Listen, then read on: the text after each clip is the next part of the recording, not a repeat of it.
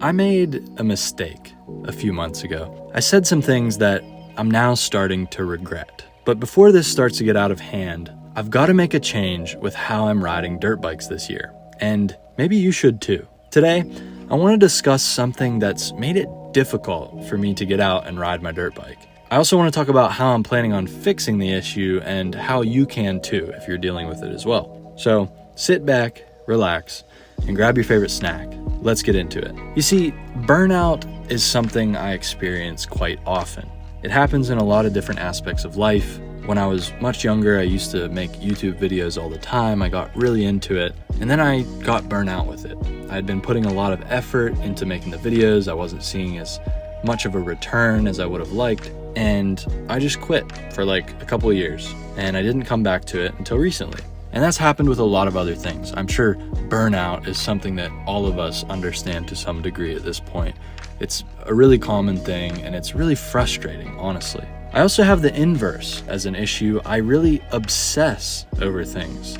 I dive into them really deep, 100%. When I'm interested in something, I go full bore. I do all the research there is. It basically consumes me for that time period when I'm interested in it. And this is also a bit of an issue. It can be something that actually directly leads to burnout, and that's not good, obviously. That makes things really stressful. That makes you have to end up quitting things. So I'm learning throughout my life as I go through and I have these experiences of burnout and I come back from them and I try different things. I'm learning to have more of a balanced approach to the different hobbies and things that I'm interested in. One of these things was riding dirt bikes. Obviously, I'm making this channel. I have been for over a year now. And last year, I competed in a hare scramble race. Now, this was the first race I had done in years, and I had been riding in the woods for the entire year prior to the race. I decided, you know what, I'm gonna go out and try it. I'd never done a hare scramble race before, and I decided I'm gonna give it a shot. And it turned out it was one of the most fun times I've ever had riding a dirt bike. You can find the video on my channel. I'll link it here in the top right of the video as well. But it was just a blast. It was actually towards the end of the year. It was in sort of the fall in October. And then winter came and I ended up, putting studded tires on my bike and I tried to ride and stuff, but, riding just kind of slowed down throughout the winter as it does. I mean, that makes sense. I was kind of just sort of spinning my wheels, trying to figure out what are my plans? What am I going to do? The channel started growing. I was trying to figure out what direction I wanted to take the channel, figure out what types of videos I like to make. I ended up kind of making a decision. This sort of feeling came to me. Now, when I did my first hare scramble race, I did pretty good. I was actually surprised with how well I did. I ended up getting 6th place overall, my first ever time racing the event. I've had a lot of experience on dirt bikes in general, but this was a whole new type of racing to me, so I was pretty happy with how I did. And I started to kind of get the weird mindset shift, or this thought that kept entering into my head that you're not really legitimate if you're not a racer. If you just ride for fun, yeah, I mean, you're doing it for fun, right? But what makes you legitimate is if you go out and race. And obviously, this is just not right. This is toxic. This is kind of what I make a lot of the videos on my channel against. I want people to not think this way, not think that you have to go out and be the fastest rider and push yourself to the limit, because that pushes people away. It creates burnout, it creates frustration. But I wasn't really listening to my own advice, and I kind of let this thought seep into my head, well, you're not legitimate if you're not a racer. So I sat down and I made a video about my racing history. And it is actually a really insightful video, I think. It talks about the struggles of overcoming racing, feeling inadequate, that sort of thing. If you want to go check it out, I highly recommend it. It is a pretty insightful video, but in it, I talk about my plan for this year.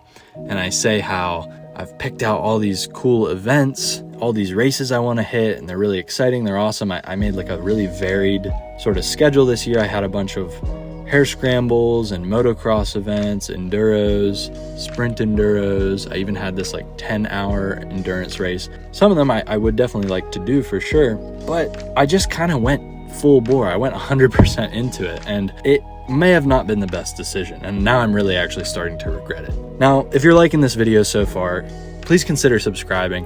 I make videos on a range of topics to bring you the truth about dirt bikes and dirt bike riding. And I'm currently trying to get to 50,000 subs. Now, it's free and it really helps me out, so click that button below to join the Supermoto crew today. You know, I made this whole list of all the races I was gonna do. I went on this website called MX Sponsor. Before, in the past, when I was racing, when I was younger, I used this website called Hook It. They're basically just a website where you can kind of like upload a resume of what you have done as a racer, what you plan to do, that sort of thing, how much you ride, your background, all that stuff. And you can apply to different sponsorship programs. Now, they're not like full sponsorships like you'd see from a pro or something like that. They're more like they give you discounts and that sort of thing. And it does really help out. I'm like, okay, I have this whole big list of the races, the events I'm gonna do.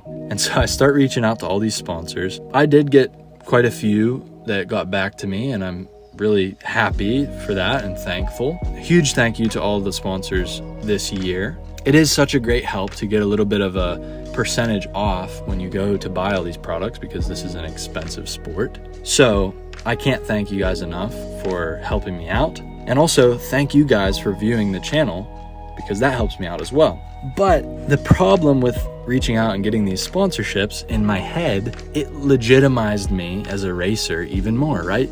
But I had only done one hair scramble race last year. That was the only race I did last year. And before that, it was like probably 6 or 7 years since I had done my last motocross race. And I had never been particularly consistent with it or gotten a ton of amazing results, and it doesn't really matter. But now that I've got all these sponsors in my head, okay, well, now I got this schedule I got to pertain to, and I got these sponsors, plus I'm making the YouTube videos, like stuff started to pile up.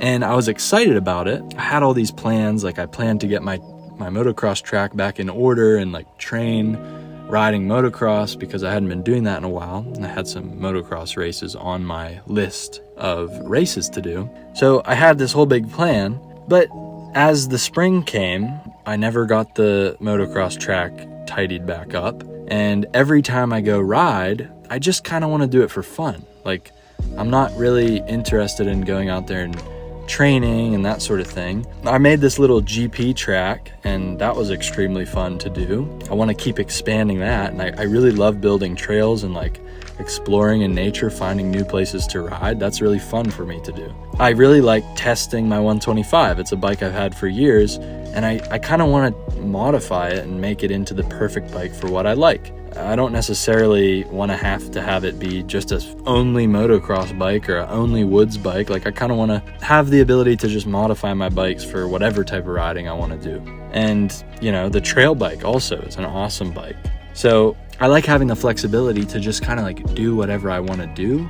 And I guess I dove 100% into this idea of I have to be like a legitimate racer. And that was false. Like, that just started creating the ingredients. It started gathering all the ingredients together for this feeling of burnout. And I can sense it coming, because I've had it happen in so many different other points in my life. I could sense it coming, and I really just realized I gotta change how I'm riding dirt bikes this year. Like, I don't want to burn out from it. I want to have fun riding. That's the whole point. So I ended up missing a few of the first rounds of the races that I had on my schedule, and every week that came up where it was a race that I had planned to go to and I missed it, I just felt so bad and so guilty. Also, recently, I had a coolant leak on my 125, and so I have to rebuild the water pump. Now, there's a race coming up, High Point, in June, the day after the pro motocross race on Sunday. Well, the pro race is on Saturday, but then on Sunday, they have the amateur race. Now, I've gone to High Point, the pro race, many, many years, and I've always wanted to race the amateur race. But now that I got the coolant leak on the 125, I got to change that. Another thing I didn't get around to was building a proper workspace in the garage. And so it's just kind of a clusterfuck, for lack of a better word. I don't like to make excuses, but I am. I don't want to be scrambling to get my bike ready for High Point, which is in a couple weeks. And I haven't ridden much motocross, so I wouldn't just be scrambling to get my bike together, but I'd also be scrambling to train and feel like I'm prepared for the motocross race. Now, like I said, I'm not trying to make excuses here, but I'm trying to illustrate the point that in my head, even though they really aren't there at all, there's not that many external pressures, in my head I created all these pressures for myself, and then I made this weird doctrine that you're only legitimate if you're a racer, and that's bullshit. Like, why'd I do that? That's not true. I just want to get back to the basics. Riding dirt bikes is about fun. That's why we all do it. So the change that I'm making is I'm taking away all of the unnecessary objectives, and I'm making the only one to be having fun on my dirt bike. Now, ironically, that's exactly what I said in the racing video. I said, I had the most fun at that hare scramble race because I had no expectations. I had no goals. The only goal was just to finish the race. And I had a blast.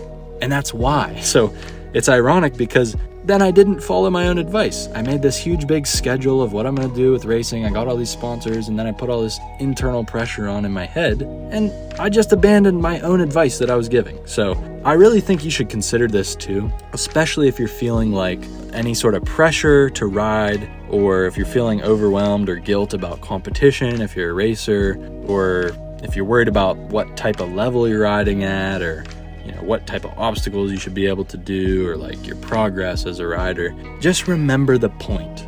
We're trying to have fun here. We want to have fun on dirt bikes. It's not that serious. This is what I'm going to be doing for the rest of the year. I'm going to be trying to actually follow my own advice. I'm going to try not to impose this added unnecessary pressure in my own mind, because it's not helping me out.